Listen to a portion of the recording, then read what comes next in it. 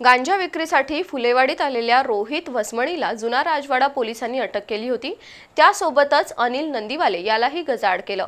त्याच्याकडून 1 kilo 200 gram गांजा आणि 2 ग्रॅम एमडी ड्रग्ज ताब्यात घेतलं होतं। या प्रकरणाचा 1.5 महिना सातत्याने तपास केल्यानंतर याचं कनेक्शन थेट गोवा आणि नवी मुंबईपर्यंत असल्याचं उघड झालं।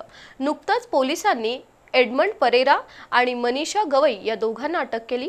त्यांच्याकडून 24 ग्रॅम एमडी ड्रग्ज, एक चारचाकी आणि 2 दुचाकी असं 17 लाखांचं साहित्य जप्त करण्यात आलं। त्यांना 20 फेब्रुवारीपर्यंत पोलीस कोठडी सुनावली आहे।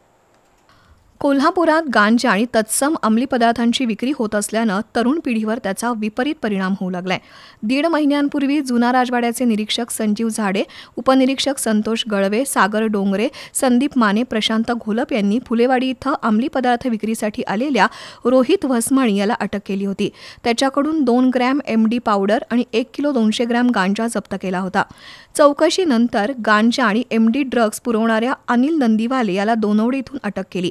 या दोघांकडे अधिक चौकशीनंतर पोलिसांनी गोपनीय माहिती काढत 1.5 महिन्यापासून आणखी काही संशयितांचा शोध सुरू ठेवला होता।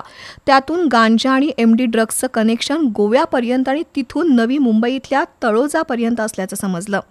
पोलिसांचं पथक तिथं रवाना झालंय।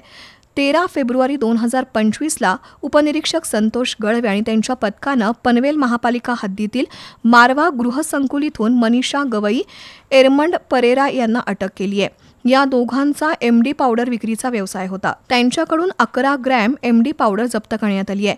या 4ही संशयितांकडून गांजा, एमडी ड्रग्ज, चारचाकी आणि 2 दुचाकी असं 17 लाखाचं साहित्य जप्त करण्यात आलंय।